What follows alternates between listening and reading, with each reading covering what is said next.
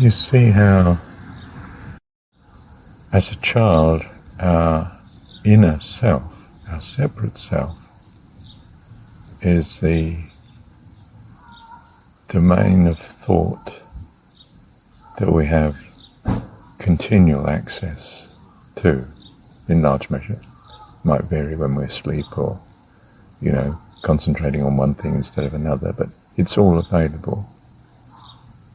And there's that which is beyond it, because we are children, and that which beyond, seen from the narrow self point of view, is seen to be good or bad. Of course, from the self's point of view, is it good for the narrow view of self or not? And our living experience is to extend our domain into, deeper into the mind of God. And the ultimate adulthood is full freedom. Full freedom in that mind, all knowing, if you like, all the qualities of God, the fullness of God. That's what growing up is, in the true spiritual sense. Our spirit actually doesn't change at all. What changes is its interaction with the mind of God, whilst keeping a unique identity, so that God isn't just talking to himself. He's created a family of independent, unique persons like himself that he can relate with on equal terms. There's not an inequality between himself and the rest of the family. It's not a dominance hierarchy, but rather a perfect sharing in the goodness that was once narrowly and singularly his, but which was also a desperate isolation.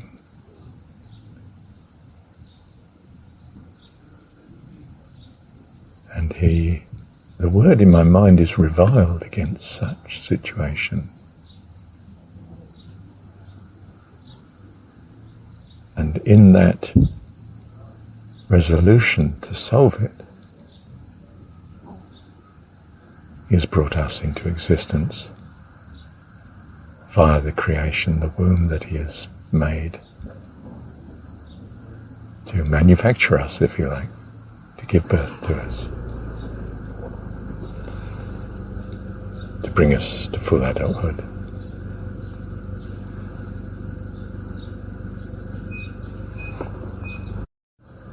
We are the fulfillment of his joy. And his fulfillment is in us. He delights in us, having all the power and, dare I say, glory, all the riches that he enjoys. He delights in enjoying it, in that we enjoy it.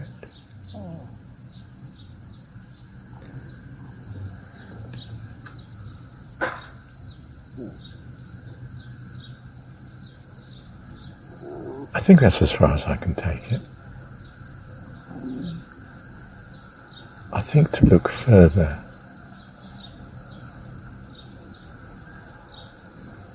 is hazardous given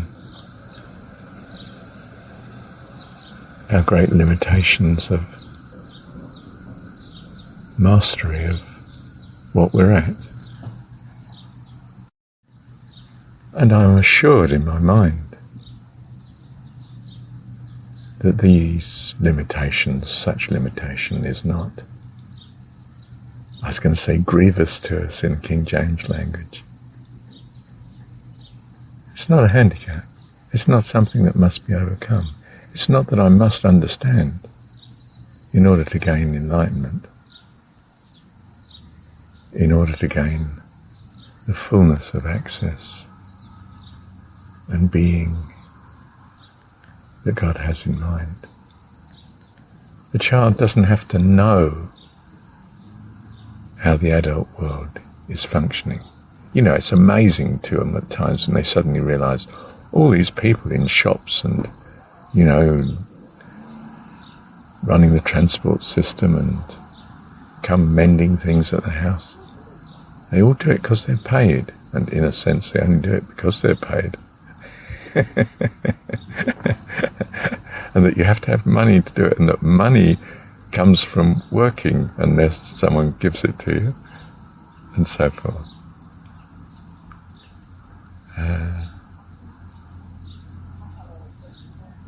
You know, you come into the realization of how the adult world works sort of slowly. You just know it does work for a while, and you can rely on it working, and it all seems to work very well. But you haven't understood, you know, economics or sociology or political science or religion. You're just experiencing it working and find what works and learning this you do and this you don't do. And if you do what you don't do, there's all sorts of problems arise. And if you do what you should do, then, well, things seem to go well in general. Now and again they don't, and that's a bit puzzling, isn't it? And so we go, and we learn. And it's a wonderful time of growing and expansion. And that's what you can delight in too. In becoming more and more conscious of God and His goodness around you. You're staring straight at Him at the minute. I mean, you're even listening to Him. And I don't mean some partiality in that regard. You could be listening to a pack of lies. You'd still be listening to Him. It's just that it's being presented as part of the lesson at the minute so that you learn to distinguish that one is good and one is not. But it's all Him. He's in complete control. Why would He risk otherwise? He wants to bring you to the incredible loveliness and goodness that He is. That you are a being just like Him, except unique, varied, different. Wonderful company for all of us. That's what He's doing.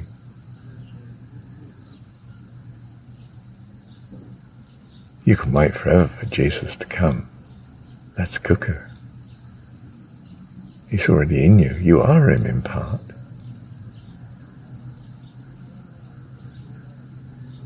Your thoughts are from the same storehouse that make Him up. Your very notions of God are drawing on God Himself. Even your notions of misunderstanding are also drawing from Him. Because, of course, you're in competence of access at the minute. Because you don't understand what's good to go for and what isn't. But we learn by and by.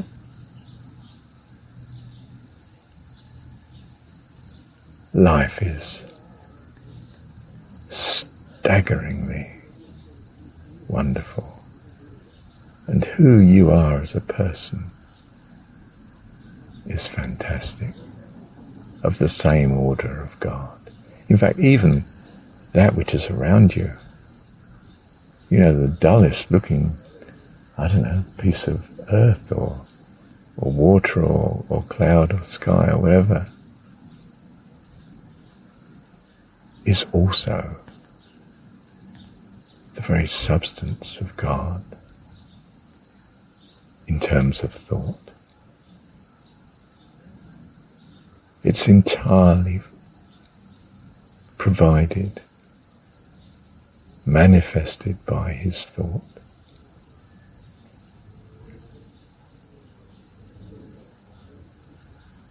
Our whole being is in the mind of God. It's not that the being is in some sense separate. Restricted, yes. Localized, yes.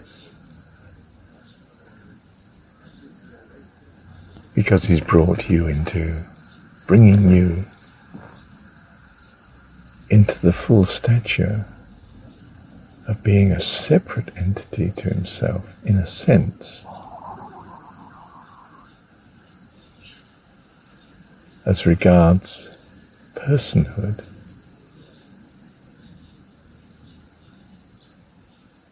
But all of it is within his being of mind. Does that make the essentially what is him forever greater than us?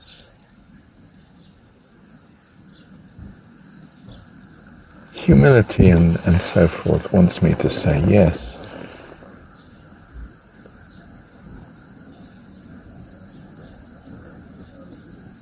But with God all things are possible. He doesn't want or long to be superior to you. He wants you to have the fullness that he has. Because he loves us. He just has to be absolutely clear. We are safe in such environment, both from our own perspective and from the perspective of all others in the kingdom of heaven, which, as I say, actually extends over all things. It's just that all the individuals in it don't realize it. Because realizing it is becoming adult. And I don't mean superficially realizing it in terms of the words that I'm communicating to you at the minute. I mean in the reality of the thought being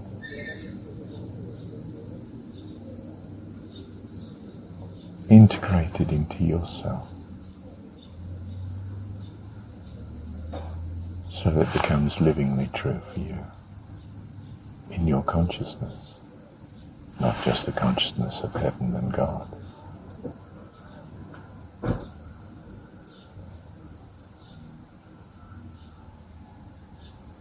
Thank you, Heavenly Father.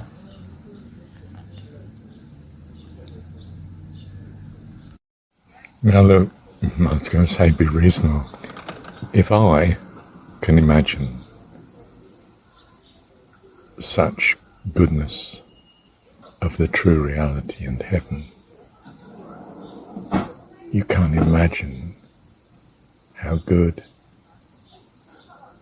it really is with God. You know, if a little mind like yours and mine can conceive of a good heaven, you cannot imagine what God conceives of as a good heaven, the ideal,